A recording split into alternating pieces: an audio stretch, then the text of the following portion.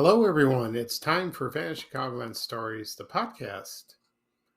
I'm your host, Picos Thomas. This is episode 183, season 8. Today's date is December 10th, 2022, and thank you for joining me today. On today's program, I will talk about part 2 of the most popular posts on my Chicagoland Facebook page for 2022, this year, of course. Also, I will talk about the 65th anniversary of Shock Theater. That's the program that aired classic horror movies from Universal Studios that aired in the late 50s. And also, I will talk about Polk Brothers. And this is a theme. This is going to be a Merry Polk Brothers Christmas. So I will talk about my memories of Polk Brothers around the holiday season. Should be a lot of fun. Okay.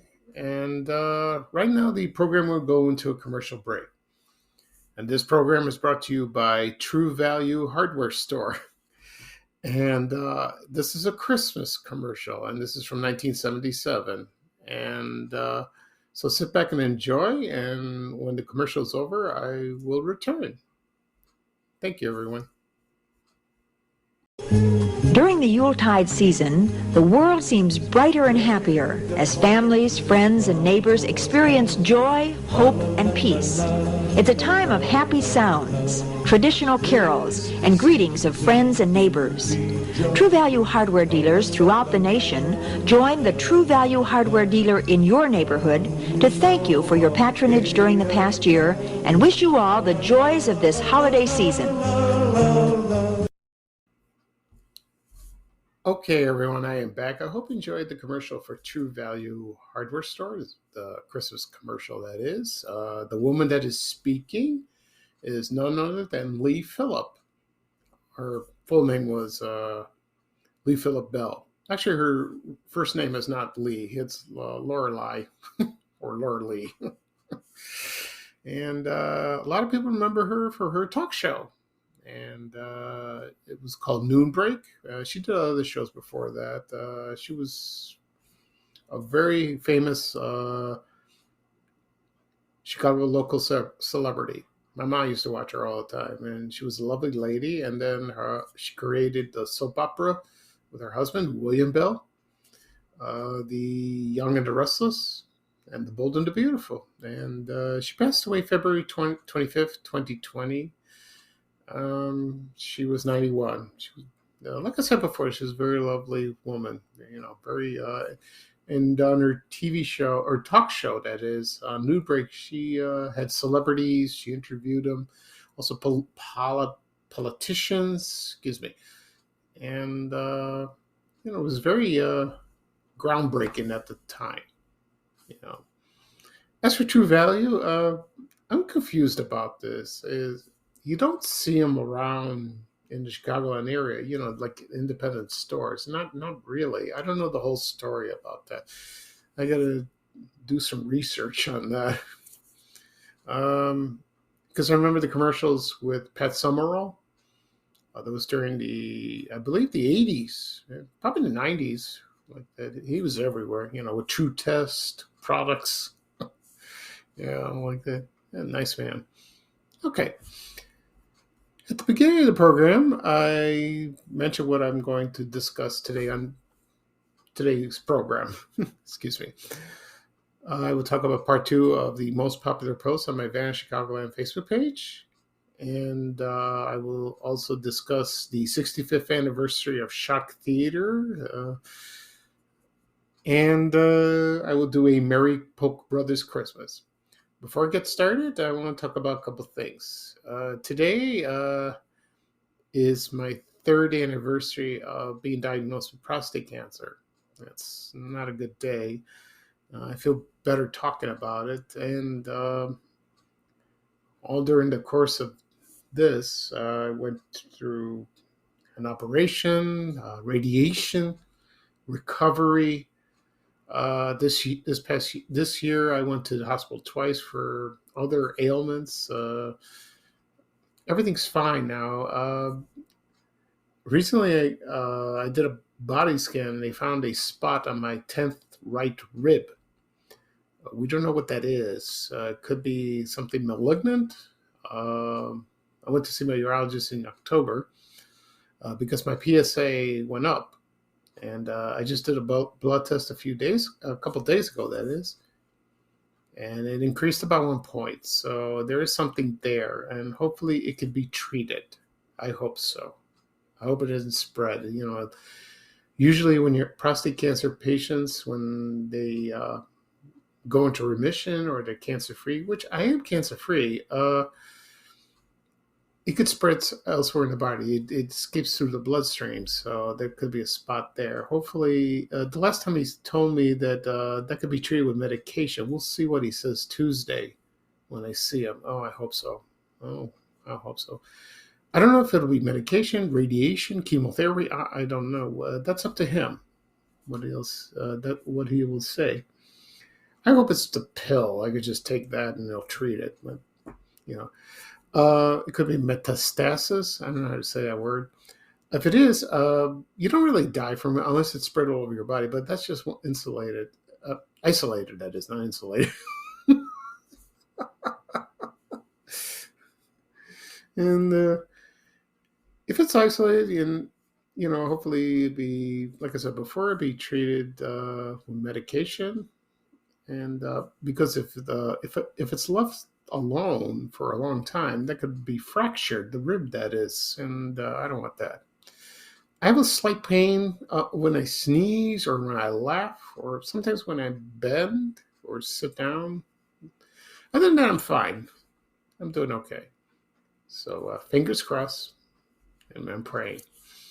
Second thing I want to talk about is I received an email from somebody. It says, your program, I don't like it. I find it annoying because you do a lot of ums and ums and ums and ums. I do, But I also get emails from people that says, you're being yourself. You don't talk like a robot, and you're not full of yourself. You're not selfish, and sometimes my information's not correct. That happens to a lot of people. And I do my best. I really am, because I'm not an actor. I'm not a journalist. I'm just an ordinary guy like everyone else, a guy that does Vanna Chicagoland. That's something unique. But I try. If you don't like the program, fine. Don't listen to it. That's your choice. If you like to listen and continue listening to the rest of the episodes, be my guest. Feel free. I'm not here to win popularity contests, or trying to make friends, just to get, trying to influence. I'm not really an influencer. I'm not. If you like what I do, fine. If you don't, that's okay. Because when I was younger, I took things personally. And I think I heard this from my mom, or maybe she was wrong about that. Because you're being defensive. And you know what? I don't care. I do what I do. I love what I do. There are haters out there, in social media, or people that you see, when you're when you're somewhere. That's how it is. Most of the people I see, they compliment me. He says, you're being normal. You're just being yourself, and that's very important. And just if you love doing it, just listen to your heart, and you'll do the right thing. Okay, sounds like good advice. Excuse me. All right, so I'll get started. First, I'm going to talk about. Let's see. I'll talk about Shock Theater. That was a program that premiered, on December 7, 1957, in Chicago, on WBKB. That was the call letters at the time, but now it's WLS. So I'm not going to go through that the long story, because I was on another station. And like I said before, it premiered on December 7, 1957, and that was one of the first shows that hosted, that presented horror movies with a host. And the host was a man named Marvin. They also called the Marvin the Nearsighted Madman. And the name of the program was Shock Theater. And I believe Shock Theater was sort of syndicated. They did this at other cities with other hosts, which I'm sure they did that. And I don't remember the show because I wasn't born yet. But as I grew up in Chicago over the years, I heard his name and I heard the show, the name of the show that is. And let's see, I did a podcast episode on this particular program. It was at episode number 40. I did it last year. If you cared to listen to it, please do. I'm just doing this because of the anniversary this past week. And it ran for 2 years. And the man that portrayed Marvin was Terry Bennett. He was an actor. He was a ventriloquist.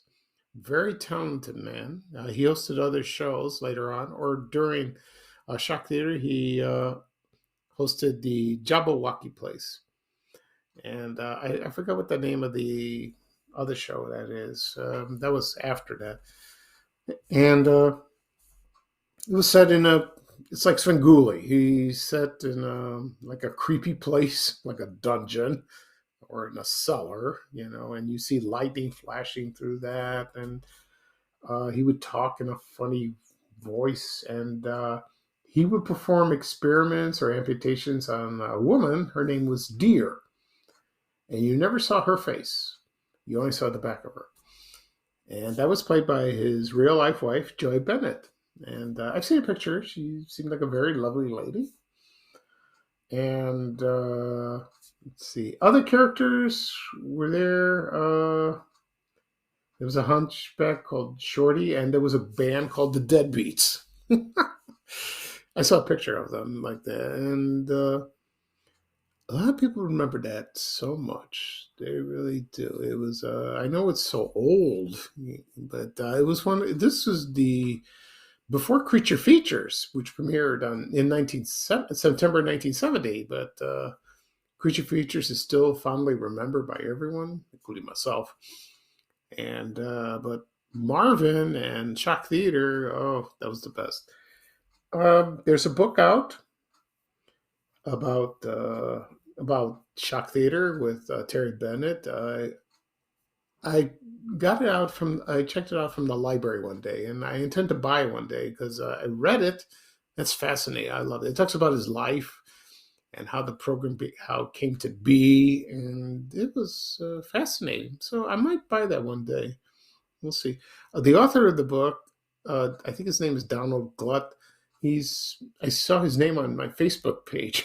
I saw that, and I guess he's a follower. But if he's listening, I would say, Donald, you did a marvelous job with the book.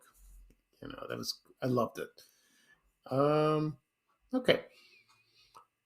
So it's, I still love Creature Features, but this was the first one that presented horror movies from Universal, like, for example, Frankenstein, Dracula, The Wolfman, The Mummy, I think The Body Snatcher, The Black Cat, House of Frankenstein, I believe.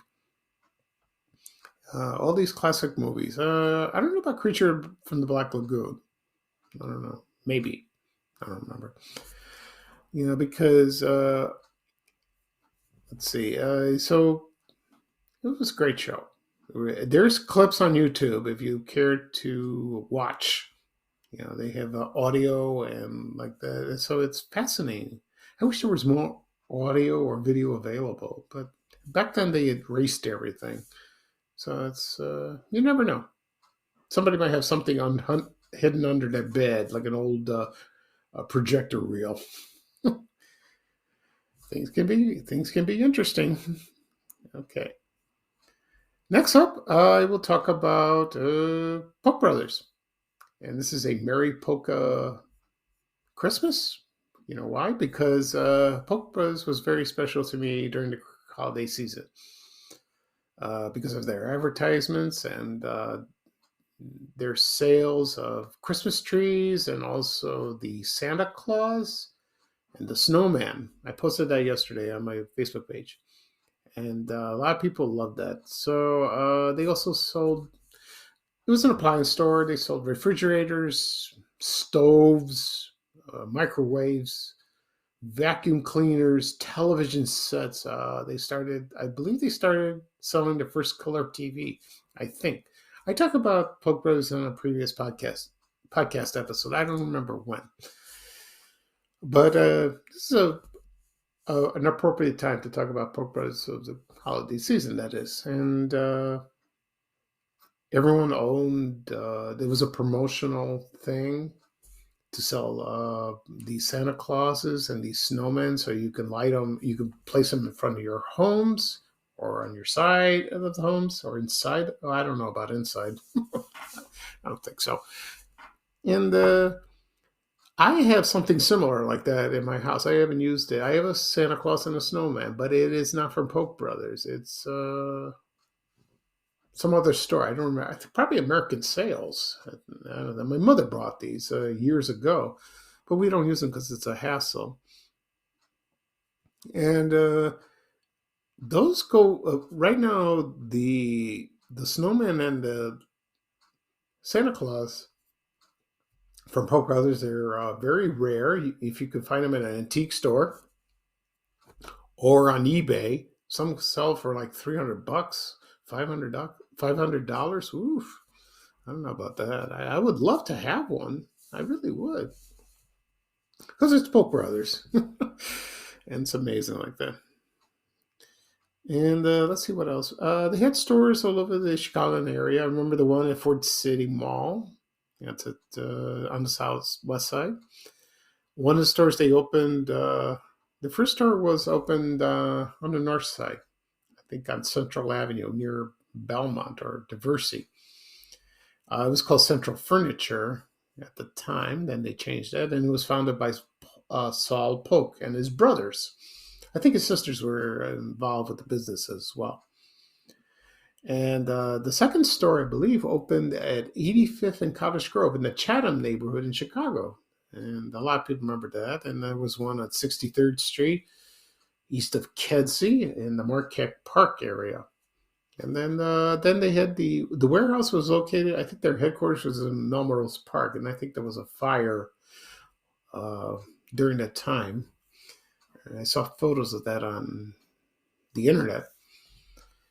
And let's see. Also, well, the stores closed in 1992 in July. There was competition for Best Buy, or I don't know. It was during the recession.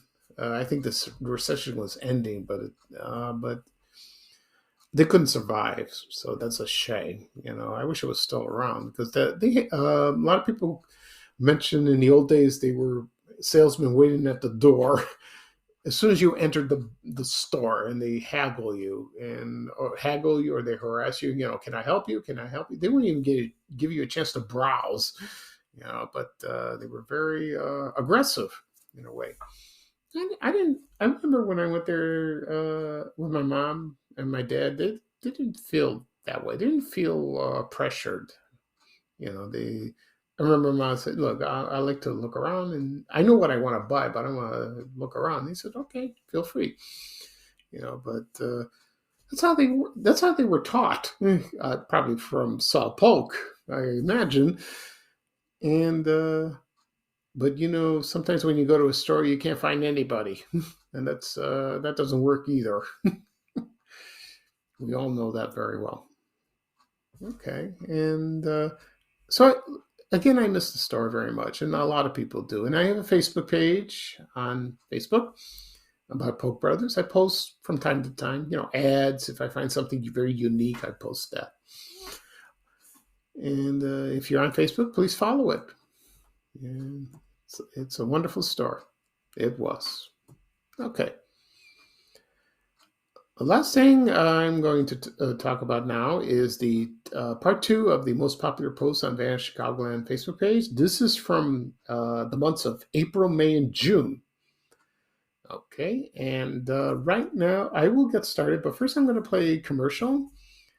And this commercial is from Ronco, the Egg Scrambler. And this is a Christmas episode. And this is from 1978.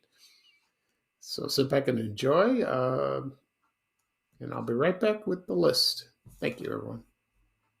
Do you scramble eggs like this? You never get a perfectly blended egg, and then there's the cleanup. But now there's the Egg Scrambler. It scrambles an egg while it's still in the shell. The Egg Scrambler perfectly blends the egg white and yolk in only 5 seconds. Scrambled eggs, French toast, and omelets not only look better, but taste better. If your kids don't like the looks of runny egg whites, get the Egg Scrambler by Ronco, a great Christmas gift for only $7.77. Walgreens, Woolworth, Wilco, Osco Service Merchandise, Riverty, Montgomery Ward.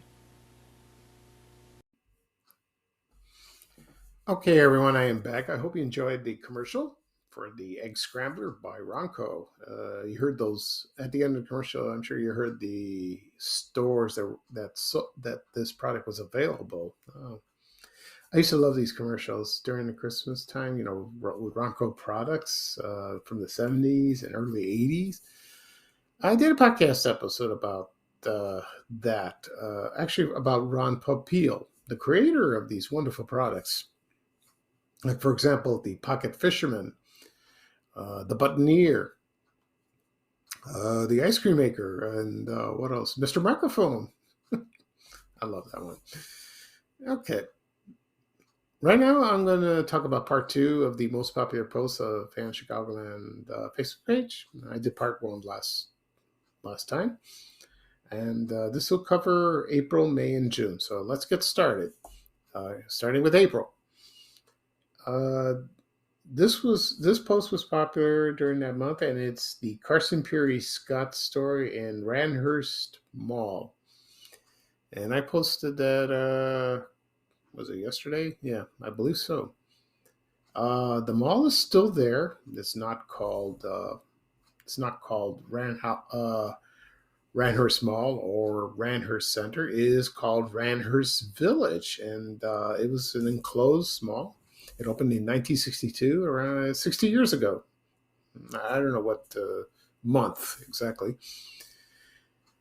And it was air conditioned at the time. And in 2009, it was demolished, and they rebuilt it as Randhurst Village. More open like that. It had restaurants. It had a 12-screen cinema.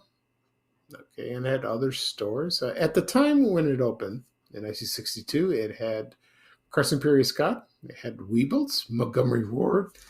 Excuse me. And also the department store, the Fair. Now, this was interesting. The Fair opened, I believe, 1963, and then they closed a year later in 1964, and then Montgomery Ward took over. So I guess that's what happened, and that's bizarre like that. There are photos all over the internet, which is kind of cool. Also inside the mall, like that, they had a lot of stores, and let's see what else. They had a Jewel, they had Baskins, Charles A. Stevens, Kresge's, Woolworths. They had Dutch Mill candies. You name it, they had it. And from seeing those photos that are on the internet, it looked gorgeous. They really did. And so right now, the Randhurst Village, like I mentioned before, they had they have a Costco, they have a Home Depot, a PetSmart, TJ Maxx, other stores. I'm not sure what other businesses are there. They have a Hilton. I don't know about residential apartments or homes. I don't know. I'm not sure. I never went to this mall. I passed by it one day a long time ago, and someone told me that This was located on Rand Road and Elmhurst, I think. And that's where they get the name Randhurst. It was like part of Rand and part of Elmhurst Road. And they combined it. I think they got that. It's possible. Someone can correct me on that. And like I said before, I never been to this mall. I'm sure it was huge. And Oakbrook Center opened the same time, same year. This was a little more luxurious, more upscale, and they had Marshall Fields. Believe it or not, Marshall Fields was not located in Brandhurst. I don't know why. They should have. And in Oakbrook, they had, of course, Marshall Fields. They had Sears, other stores like that. And Oakbrook is still there. They didn't change much over there, maybe a little. You know, I went to Oakbrook about a month ago. Went to Barnes and Noble's bookstore. Love that bookstore. So that was the most popular post in April of 2022. Now let's get to May. Excuse me for a second.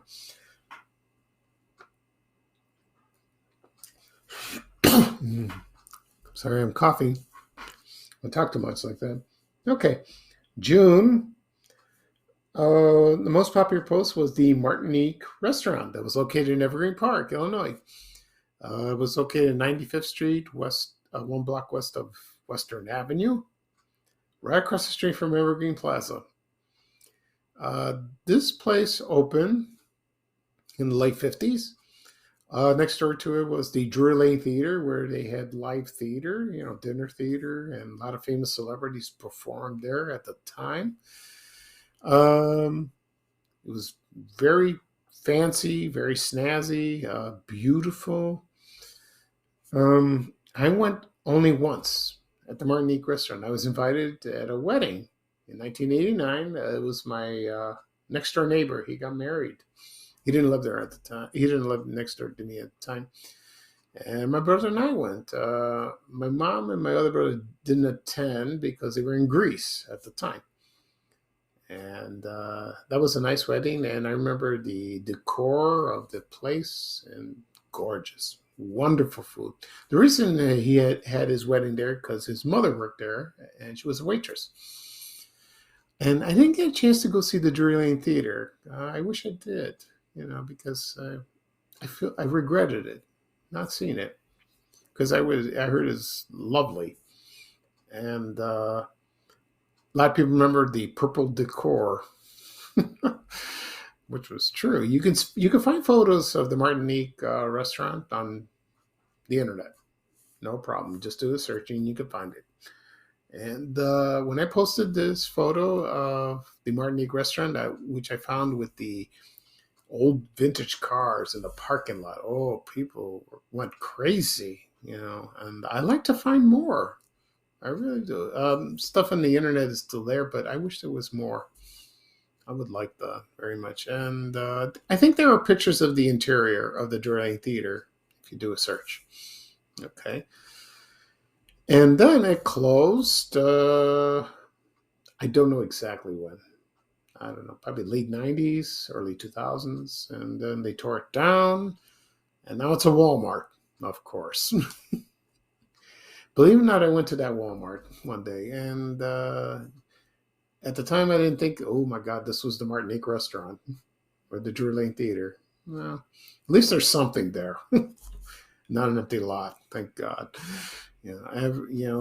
Across the Evergreen Plaza, he was indoor. Was it indoor first? I think. Yeah, it was indoor, and then it was outdoor. I think in the '60s, and then they demolished it, and then I don't know the whole story like that. No, I'm sorry. It was outdoor first, then indoor. Then they demolished it, and now it's outdoor again. I haven't been there lately, so I passed by one day. Well, we'll see. I heard they're opening a Macy's there. Not great. Not a lot of people aren't a fan of that store. Neither am I. But at least there's something. They took over the Carson store, so thank goodness for that. Okay, so that's my memories of the Martinique restaurant and Drury Lane Theater in Evergreen Park. Okay, last one. Let's see. Oh, that was. I want to make a correction. That was June of 2022. I got it backwards. I'm sorry. So April was Carson Perry and Scott in Randhurst Mall, and that Martinique restaurant was in June. Now we're going to talk about May. So I apologize. I'm going to skip to that. The most popular post in May of 2022 in Van Chicagoland was Dominic's Finer Foods. And I found a photo of that store in the 70s. I don't know the location, but people remember that red, the letters in red on the front of the store. And when I posted that, it was like, ooh, people went crazy. They talk about their memories of shopping there, working there, the ones that was located near their homes. I talked about Dominic's a while back in a podcast episode that it was one of the first jobs I applied. I was at Bogan High School, and my mom suggested, why don't you apply there? Okay. To be a bag boy or a stock boy. Okay. And I remember, this is the story I said. I went there. It was located at 71st Street in South Pulaski, near my house. It was brand new. Kmart was next door. And I filled out an application, and then they told me to go see the manager. Okay. He was a very nice man. I remember him going to his office. He had a cigarette on the table. He had the cigarette in the ashtray, and he asked me questions, and it seemed fine, but I didn't get the job. I don't know what happened. Can't figure it out. And then later on, my younger brother applied there, and he got the job. So that's great. I don't know how it happened. I never asked him. And he worked there for quite a while, during high school. And my cousin worked there for years, ever since he was a teenager. And he worked there until the day it closed, from what I understand. And he collects a good pension, and he loved working there. And he had his own business, and then later on, but he worked on the side, like in the weekends, just for insurance. And then that ended that. And Dominic's closed. What was the date on that? 2013 in December. So it closed about 9 years ago. It was sold to Safeway company. They're out in California, I believe. That shouldn't have happened. It's not a good idea. The headquarters was in Oak Brook, and I liked the store. I really did. And my mom loved it. They had a lot of good products. I remember Heritage House. Remember that. And so it's a shame. It really is. Now we have Mariano's. I went once. It was okay. It's not Dominic's. So I think one of the people that worked for Dominic's, not one of the founders, I'm not sure, and he opened those. And there are Mariano's. There are a few in the Chicagoland area. So, like I said before, I only went one time. I might go again. The one I went to is at 111th and Cicero. That's where Zare was. And there was the Treasury. If you remember that store in the 70s, they were a subsidiary of JCPenney. I like that store, but it wasn't. They had another location in Rolling Meadows and in Niles. They had about 3, I think, and they were all over the United States. I can't really find a store, a photo of the store of the Treasury. I want to find one. That'd be kind of cool to post on Van Chicagoland. Yeah, we'll see. Who knows? Okay. That is all for today. And I apologize again for the mix-up of the posts, the popular posts of Van Chicagoland stories. Van Chicagoland Facebook page. I'm doing this again. So here's a recap of what I talked about today. I talked about the The 65th anniversary of Shock Theater, hosted by Marvin, also played by Terry Bennett. I'll say a Merry Polk Brothers Christmas, my memories of Polk Brothers, and part 2 of the most popular posts of Van Chicagoland Facebook page of 2022. Okay. I will do another podcast maybe tomorrow. Do part 3. I hope so. And hopefully Monday. We'll see. I have some time.